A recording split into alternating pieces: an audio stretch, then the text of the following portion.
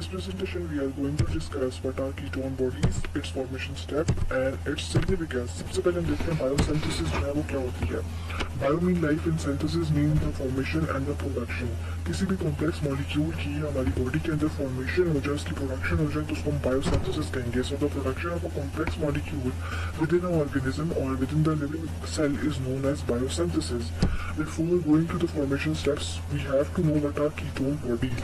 So जो हमारी body के अंदर फैटी एसिड्स होते हैं उनकी जो ब्रेक डाउन से जो मेटाबॉलिक प्रोडक्ट्स हमारे पास आते हैं उनको हम कीटोन बॉडीज कहते हैं। ठीक है, अब कीटोन बॉडीज में हमारे पास एसीटो एसीटेट आ जाता है, एसीटोन आ जाता है और बीटा हाइड्रोक्सी ब्यूटारेट आ जाता है।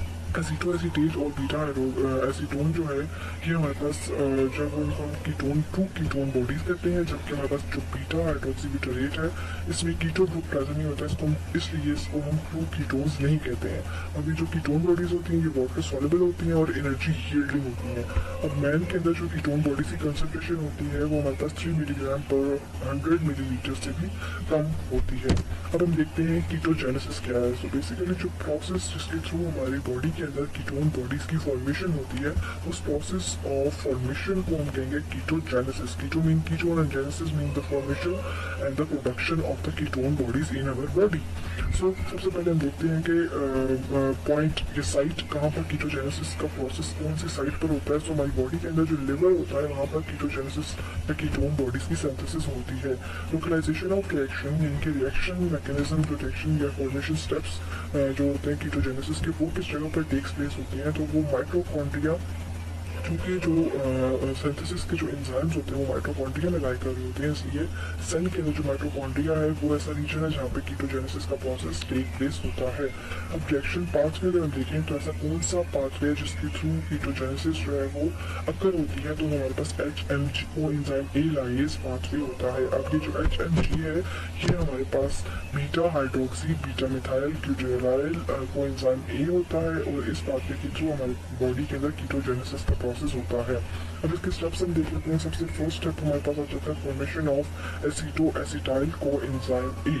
एसीटो एसिटाइल को एंजाइम ए की जो फॉर्मेशन होगी सबसे इस स्टेप को हम कंडेंसेशन स्टेप भी कहते हैं कि दो molecule of acetyl coenzyme ए जब आपस में कंबाइन करते हैं या कंडेंस होते हैं तो हमारे पास जो है वो एसीटो एसिटाइल ए की को एंजाइम ए की फॉर्मेशन होती है।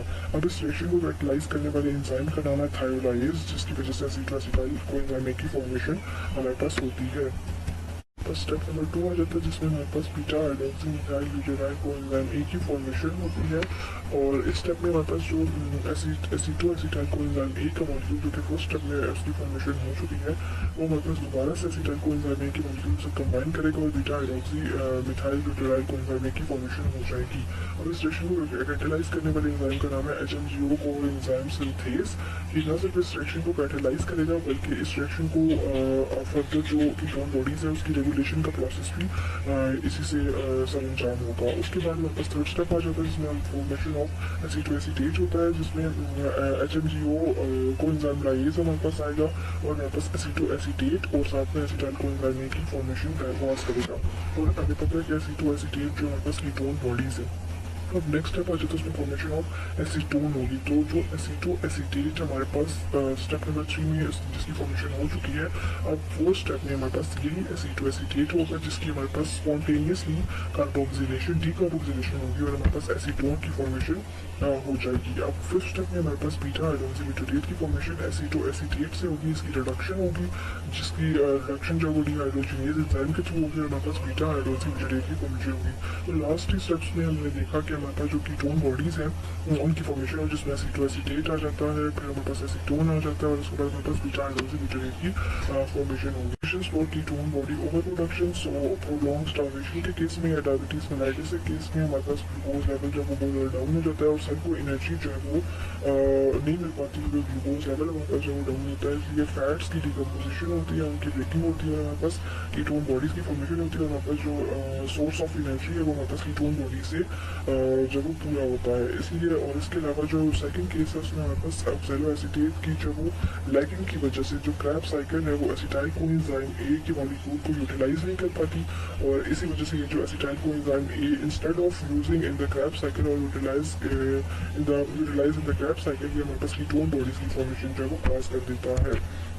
और ये जो फॉर्मेशन स्टेप्स हैं ये जिसमें हमारे पास दो एसिटाइल कोएंजाइम ए के हमारे पास मॉलिक्यूल्स मिलते हैं, हमारे पास एसिटो एसिटाइल कोएंजाइम ए बनाते हैं, फिर हमारे पास beta hydroxy beta methyl butyl coenzyme A की फॉर्मेशन हो जाती है, जिसके बाद हमारे पास एसिटो एसिटेट की फॉर्मेशन हमारे पास आ जाती है, और इसके बाद हमारे पास जो कीटोन बॉडीज है एसीटोन और बीटा हाइड्रोक्सी ब्यूटानेट की formation. Significance of ketone bodies, alternative source to glucose for energy needs. तो हमारे पास कीटोन बॉडी जो है वो अल्टरनेटिव सोर्स है ग्लूकोज के मुकाबले में। जब सेल को एनर्जी की जब ज़रूरत होती है हमारे पास, जब ग्लूकोज लेवल डाउन हो जाता है, तो कीटोन बॉडीज भी हमारे पास अल्टरनेटिव सोर्स हैं ग्लूकोज का, और वो सेल को जो एनर्जी प्रोवाइड करते हैं और इससे वो डिफरेंट फंक्शंस को कैरी आउट करते हैं हमारे डिफरेंट सेल्स।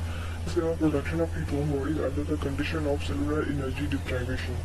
जब सेल जब वो एनर्जी की जब ज़रूरत होती है, जब सेल जो एनर्जी से महरूम होता है, तो इस तरह हमारे पास केसेस रहते हैं डायबिटीज़ मेलाइटिस का केस, स्टार्वेशन वगैरह का केस। तो इस तरह के केसेस के अंदर हमारे पास फैटी एसिड की जो है वो डिकम्पोजिशन होती है, कीटोन बॉडीज़ की फॉर्मेशन होती है, और फिर हमारे पास जो एनर्जी की सेलुलर एनर्जी की जो डिप्राइवेशन है उसके साथ भी कोप कर लेता है।